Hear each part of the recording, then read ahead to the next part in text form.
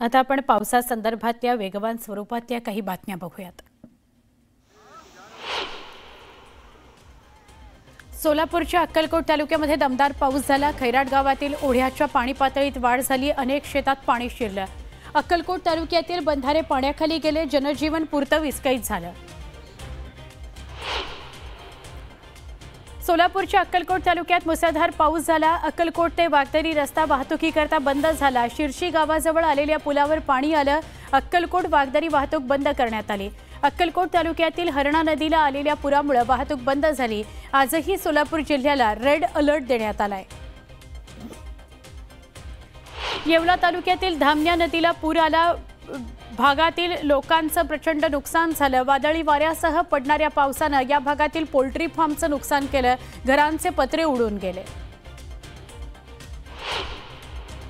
यवतमाळच्या आर्णी शहराला अरुणावती नदीच्या पुराचा फटका बसलाय। कित्येक नागरिकांच्या घरात पाणी शिरलंय। सध्या पूर ओसरला असला तरी काही भागामध्ये अजूनही पाणी आहे।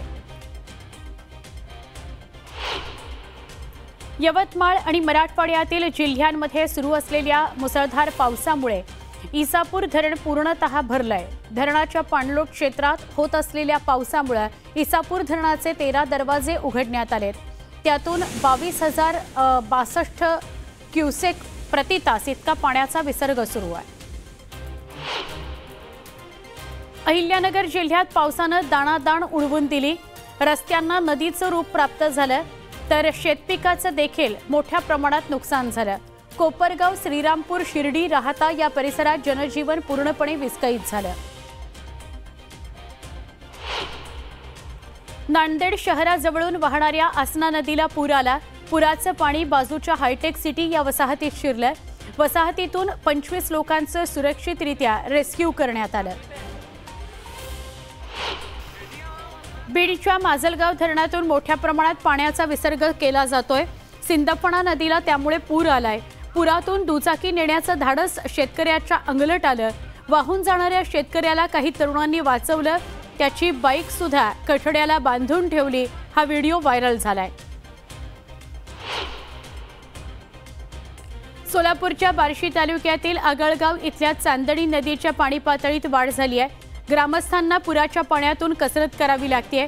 नदीवरील पुलाची उंची वाढवण्याची मागणी ग्रामस्थ करतायत। छत्रपती संभाजीनगर जिल्ह्यातील सोयगावमध्ये झालेल्या अतिवृष्टीनं ऐतिहासिक अजिंठा लेणीचा सप्तकुंड धबधबा ओसंडून वाहू लागला। त्यामुळे पर्यटकांमध्ये उत्साह आहे। धबधबा पाहण्याकरता पर्यटक गर्दी करतायत। छत्रपती संभाजीनगर शहरासह जिल्ह्याभरात मुसळधार पाऊस आहे। कन्नड तालुक्यातील शिवना नदीला पूर आलाय। पुरामुळे शहराजवळ महादेव मंदिर पाण्याखाली गेलंय। अशातच मंदिरातील पुजारी आणि लहान मुलं पुरात अडकली। छत्रपती संभाजीनगरमधील वैजापूर तालुक्यात मध्यरात्रीपासून जोरदार पाऊस सुरू आहे। मुसळधार पावसामुळे ढेकू नदीला मोठा पूर आला। परसोडा गावातील पुलाला पाणी लागल्यामुळे गावांमध्ये पाणी शिरलं। त्यामुळे मोठ्या प्रमाणात नुकसान झालं। पुणे जिल्ह्याच्या भीमाशंकर, माळीण या परिसरात मुसळधार पाऊस बरसला। पावसामुळे डिंभे धरणातून घोड नदी पात्रात 24,000 क्युसेक वेगानं पाण्याचा विसर्ग सुरू आहे। अद्यापही या परिसरात जोरदार पाऊस सुरू आहे। त्यामुळे पाण्याचा विसर्ग अजून वाढवला जाण्याची शक्यता आहे। नाशिक शहरासह गंगापूर धरणाच्या पाणलोट क्षेत्रात सुरू असलेल्या मुसळधार पावसामुळे धरणातील पाणी पातळीत वाढ झाली। गंगापूर धरणातून 5,447 क्युसेक वेगानं गोदावरी नदीपात्रात पाण्याचा विसर्ग सुरू आहे। गोदावरी नदीला पुन्हा एकदा पूर आलाय।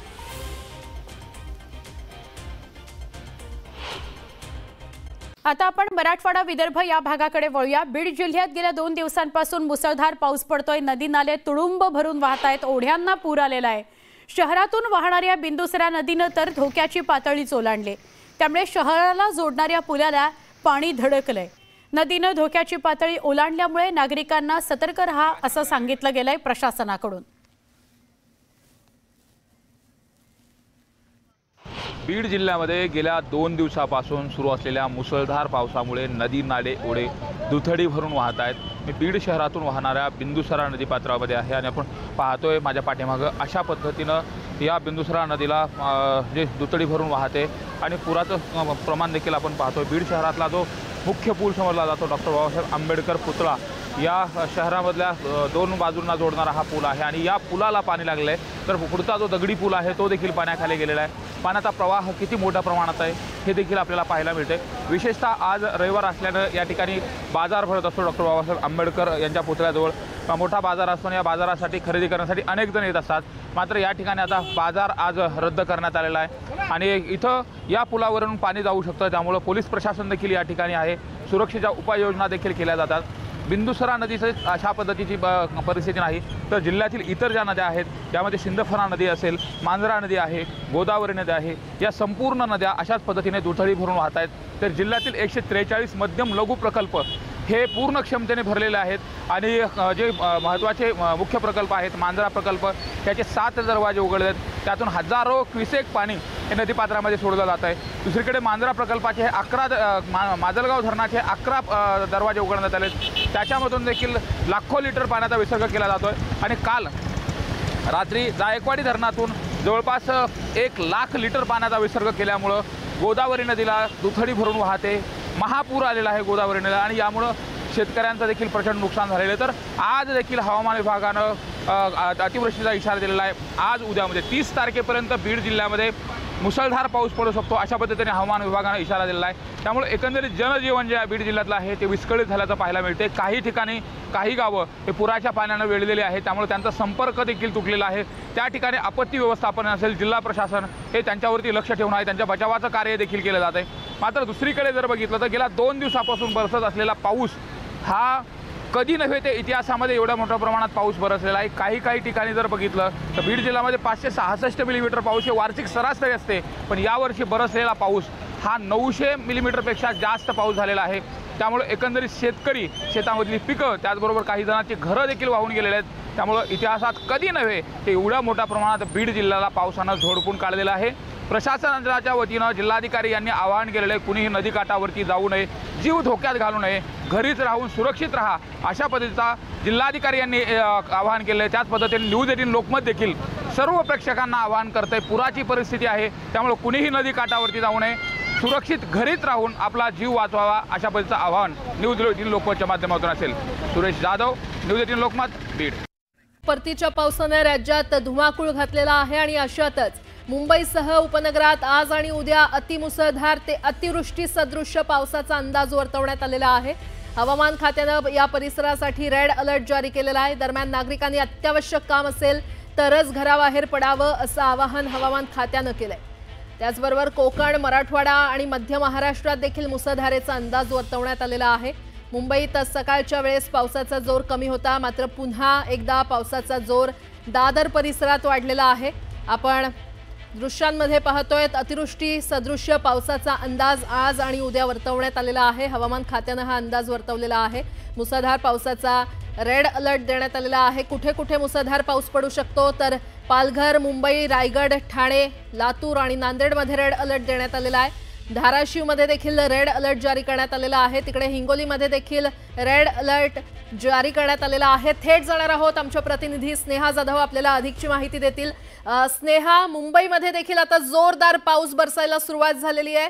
तू सध्या कुठेस, काय परिस्थिती? मुंबईला रेड अलर्ट जारी करण्यात आलेला आहे। त्याच अनुषंगाने जर आपण पाहिलं तर रात्री मुसळधार पाऊस कोसळत होता, परंतु सकाळी पावसाचा वेग काहीसा कमी झालेला होता। आता पुन्हा एकदा पावसाने जोर धरलेला आहे। मी सध्या दादर परिसरामध्ये आहे। आपण पाहिलं तर जोर पावसाने धरलेला असून सकाळी ज्या वेळेला पाऊस कमी झालेला होता त्यावेळी जर आपण पाहिलं तर रस्ते वाहतूक तसेच रेल्वे वाहतुकीवरती कोणताही परिणाम पडलेला नव्हता, परंतु आता पावसाने पुन्हा एकदा जोर वाढवल्यामुळे त्यावरती काही परिणाम होतो का हे पाहणं महत्त्वाचं ठरेल। खरं तर बंगालच्या उपसागरामध्ये कमी दाबाचा पट्टा निर्माण झालेला आहे आणि त्याच अनुषंगाने जोरदार पाऊस पडण्याची शक्यता जी आहे ती हवामान खात्याकडून व्यक्त करण्यात आलेली आहे। रेड अलर्ट त्याच अनुषंगाने जारी करण्यात आलेला आहे। खरं तर गेल्या काही दिवसांपासून पावसाने विश्रांती घेतली होती, परंतु आता पुन्हा एकदा रेड अलर्ट जारी करण्यात आलेला आहे। 30 तारखेपर्यंत पाऊस असू शकतो आणि त्यानंतर दसऱ्यानंतर देखील पाऊस असाच महाराष्ट्रामध्ये पडेल असं देखील सांगण्यात आलेलं आहे। विदर्भ मराठवाड्यामध्ये देखील आणखी 2 दिवस पावसाची शक्यता हवामान खात्याकडून वर्तवण्यात आलेली आहे। मुंबईला ज्याप्रमाणे रेड अलर्ट जारी करण्यात आलेला आहे त्या अनुषंगाने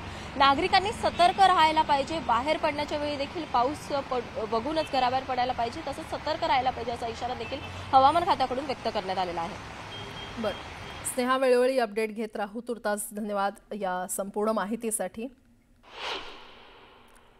तर परतीच्या पावसानं विदर्भात धुमाकूळ घातलेला आहे। अकोला आणि वाशिम जिल्ह्याला पावसानं झोडपून काढलंय। यवतमाळ जिल्ह्यातील 11 महसूल मंडळांमध्ये अतिवृष्टी झाल्यानं विविध मार्गावरील वाहतूक ठप्प झाली आहे। नागपूरसह चंद्रपूर, गोंदिया, भंडारा, गडचिरोली, वर्धा या पूर्व विदर्भातील जिल्ह्यातही परतीच्या पावसानं थैमान घातलंय।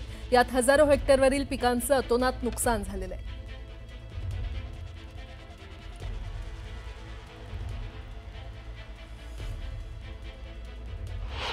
तिकडे मराठवाड्यावर अतिवृष्टीचं संकट कायम असून हवामान खात्यानं मराठवाड्यातील 8ही जिल्ह्यांना रेड अलर्ट जारी केलेला आहे। आज काही ठिकाणी मुसळधार ते अतिमुसळधार पावसाची शक्यता वर्तवण्यात आली आहे। तर गेल्या काही दिवसांपासून संपूर्ण मराठवाड्याला पावसानं झोडपून काढलं असून मनुष्यहानीसह पशुधन हानी देखील झालेली आहे आणि पिकांचं प्रचंड नुकसान झालंय। तर या पार्श्वभूमीवर पुन्हा एकदा अतिवृष्टीचा इशारा देण्यात आल्यानं आता चिंतेचं वातावरण निर्माण झालंय।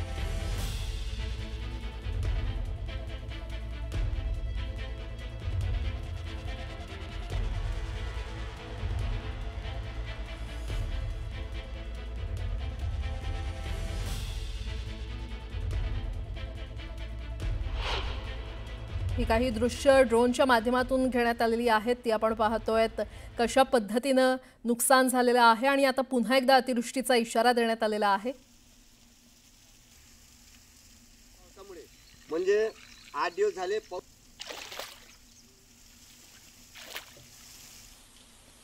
तर अमरावती जिल्ह्यातील नांदगाव खंडेश्वर इथे देखील नुकसान झालंय। निसर्गाने हिसकून घेतलाय आणि त्यात सरकारने शेतकऱ्या पाठीशी खंबीरपणे उभे राहायचं हे त्यांची जबाबदारी आहे। त्यांनी जबाबदारी सोडली आहे, कारण की शेतकऱ्याला आज एका हेक्टरला 40-40, 50-50 हजार रुपये सोयाबीनला खर्च आहे, पेरणीपासून कापणीपर्यंत, नांगरणीपासून तर, आणि हे देतात 8,500 रुपये।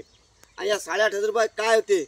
आणि तुम्हाला शक्तीपीठासाठी कर्ज काढता येते, महासमृद्धीसाठी कर्ज काढता येते, शेतकऱ्यासाठी कर्ज काढता येत नाही। त्यात म्हणता आम्ही का तडजोड करावं लागते। तिकडे अतिवृष्टीमुळे नागपूर जिल्ह्यात देखील मोठं नुकसान झालेलं आहे। 20,000 हेक्टरवरील पिकांचं नुकसान झाल्याचा प्राथमिक अंदाज वर्तवण्यात आलेला आहे। गेल्या काही दिवसांपासून पावसाची संततधार सुरू आहे।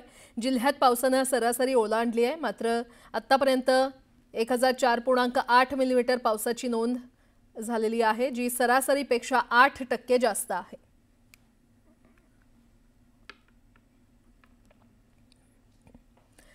उत्तर अहिल्यानगर जिल्ह्यात पावसानं दाणादाण उडवून दिलेली आहे। रस्त्यांना नद्यांचं स्वरूप प्राप्त झालं असून पिकांचं देखील मोठं नुकसान झालंय। कोपरगाव, श्रीरामपूर, शिर्डी आणि राहाता परिसरात ढगफुटी सदृश्य पाऊस झाल्यानं जनजीवन विस्कळीत झालंय। आजवर कधी झाला नाही इतका पाऊस कोसळल्यानं शेतीसह पिकांचं मोठ्या प्रमाणात नुकसान झालंय। अनेक रस्त्यावर पाणी असल्यानं वाहतूक बंद झालेली आहे। अहिल्यानगर जिल्ह्यातील पावसानं घेतलेली 1 दिवसाची विश्रांती नंतर पुन्हा मुसळधार पावसानं हजेरी लावली।